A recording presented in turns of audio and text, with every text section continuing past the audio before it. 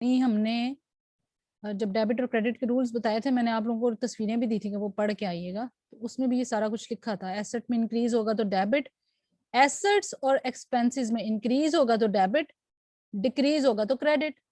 Liabilities, capital और revenue में increase होगा तो क्रेडिट, डिक्रीज होगा तो डेबिट।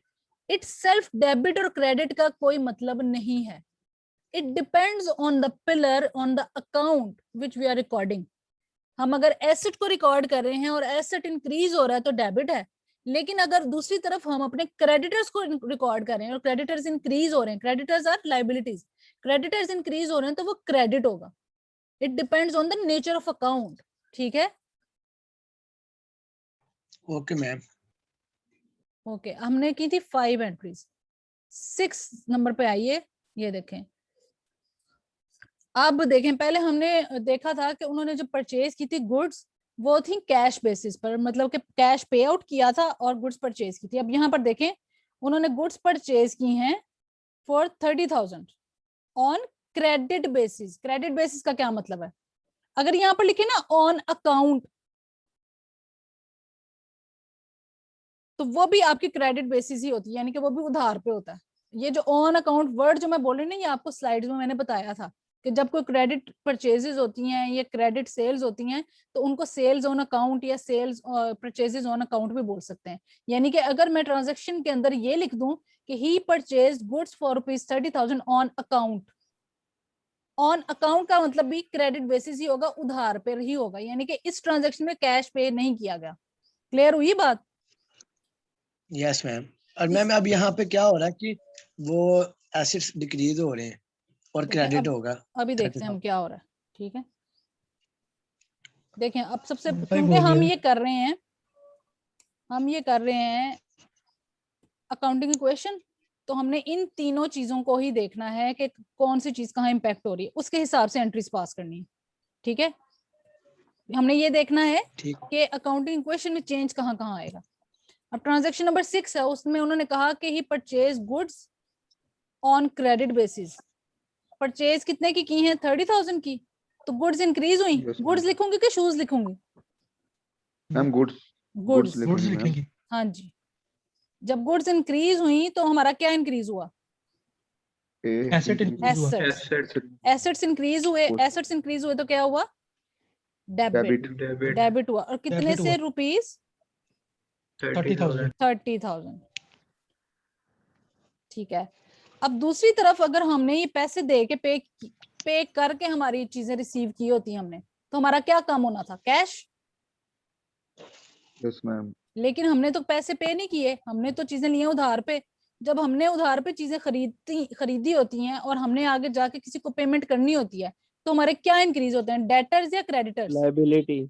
लाइबिलिटी इंक्रीज होती है। और उसमें क्या बनते हैं? डेटर बनते हैं, क्रेडिटर? मैम क्रेडिटर बनते हैं। क्रेडिटर्स। Very good. जब क्रेडिटर्स बढ़ रहे हैं, इट मींस क्या बढ़ रहा है?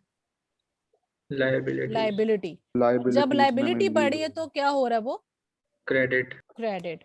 और कितने से? ₹30,000।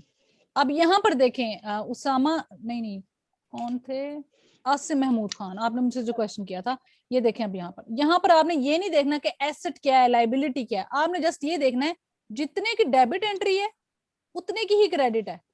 और यही बात हमने डुअल एंट्रीज कॉन्सेप्ट में भी पढ़ी कि जितने से जब भी कोई आप ट्रांजैक्शन पास करते हैं, तो जो अमाउंट आपकी डेबिट होती है वही कहीं ना कहीं क्रेडिट भी हो रही होती है। इट डजंट मैटर कि वो किस अकाउंट में जाके क्रेडिट हो, ये क्रेडिट हो रही होगी। Okay ma'am. Okay ma'am. Okay.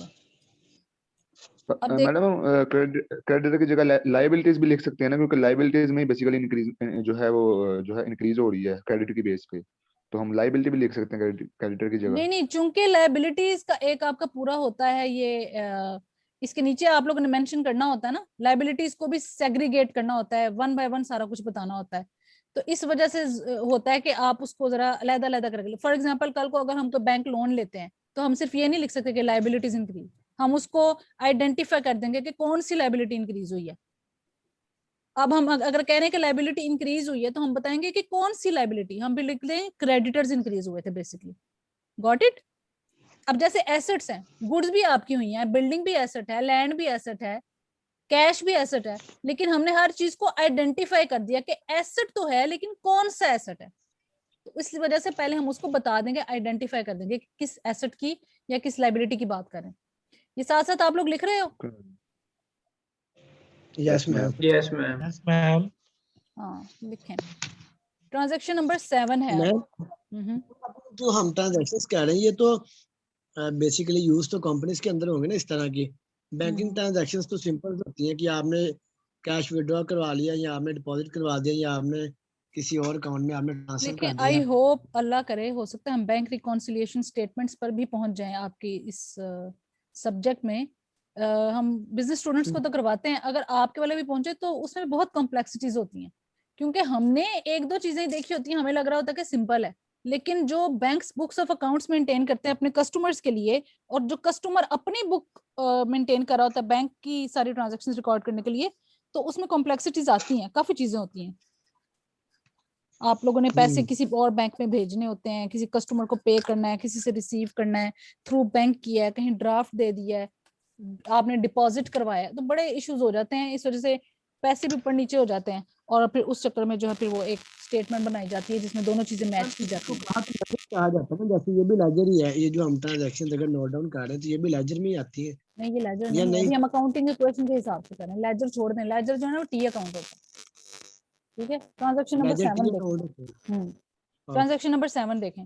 अभी पहले हमने बात की है कि उसने जो परचेजेस की थी ऑन क्रेडिट बेसिस, अभी वो चीजें जो है वो सेल कर रहा है ऑन क्रेडिट बेसिस।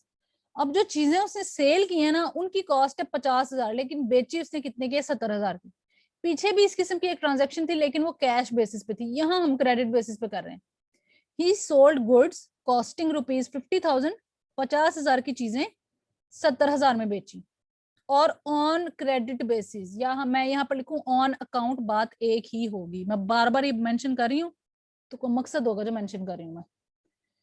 अच्छा जी, अब हमने चीजें बेची हैं, ठीक है, लेकिन कैश नहीं आया हमारे पास, क्रेडिट ट्रांजैक्शन थी, तो क्या इंक्रीज होगा? डेटर या क्रेडिटर? मैम इंक्रीज क्या होगा? मैम डेबिटर होगा इंक्रीज। डेटर्स। डेटर। डेटर्स क्यों? क्योंकि डेटर से आपने इन फ्यूचर जाके पैसे रिसीव करने। अब जब डेटर इंक्रीज हो रहे होते हैं तो व्हाट डज इट मीन, कि क्या इंक्रीज हो रहा है हमारा इन तीनों में से? मैम एसेट इंक्रीज होगा। हाँ जी, एसेट इंक्रीज हो रहा है आपका, और जब एसेट इंक्रीज हो रहा होगा तो हमें पता है कि वो डेबिट होता है।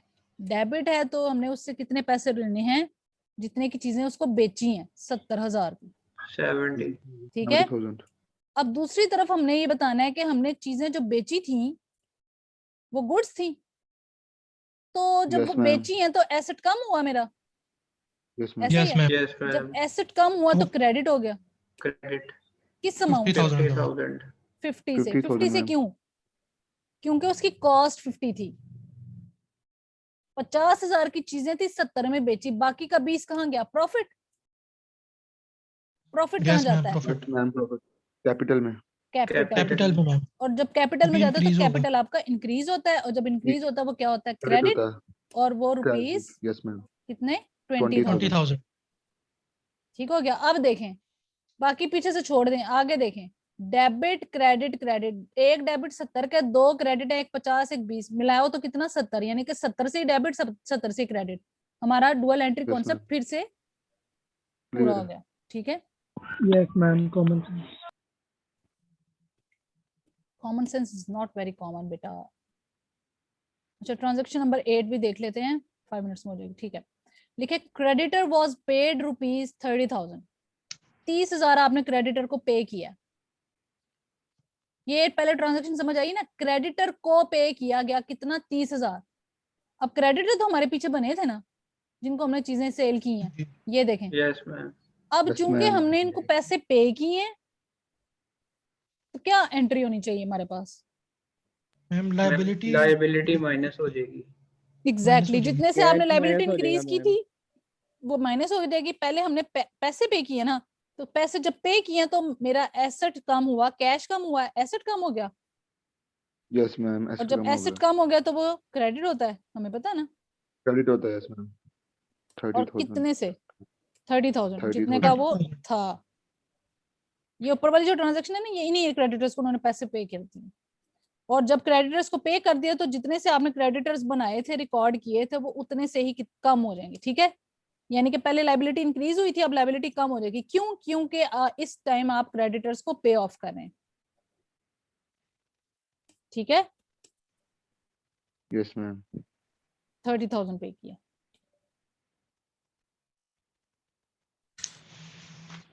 ट्रांजैक्शन नंबर 9,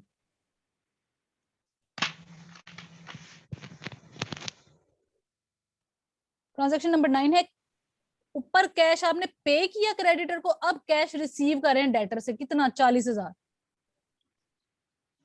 अब कैश आपने रिसीव किया है तो कैश आया, तो क्या Asset इंक्रीज हुआ? increase होगा। एसेट इंक्रीज एसेट हो गया। इंक्रीज। डेबिट और जब एसेट इंक्रीज होगा तो वो आपका क्या होगा? Debit होगा। डेबिट। डेबिट और कितने से हुआ?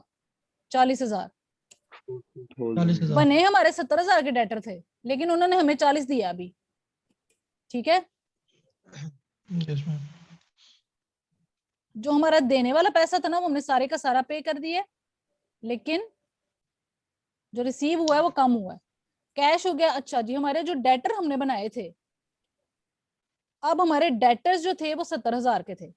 अब हमने डेटर्स को कम करना है। क्यों? क्योंकि इनसे हमने पैसा ले लिया है। तो कितने से कम करेंगे? 40,000 से 40,000। और एसेट कम होगा ना, yes ma'am Yes minus ma'am, minus yes ma'am. तो वो क्या होगा? क्रेडिट क्रेडिटर, क्रेडिट, creditor होगा। Credit, yes ma'am credit creditor मेरे मुंह से निकल गया, सॉरी। और रुपीज 40,000। 40,000। ओके हो गया? 4 लाख। 40,000। ओके जी। अब नेक्स्ट जो ट्रांजेक्शन्स हैं 10 से 12, 3 ट्रांजेक्शन्स हैं। ये अभी आप फिलहाल इतना है।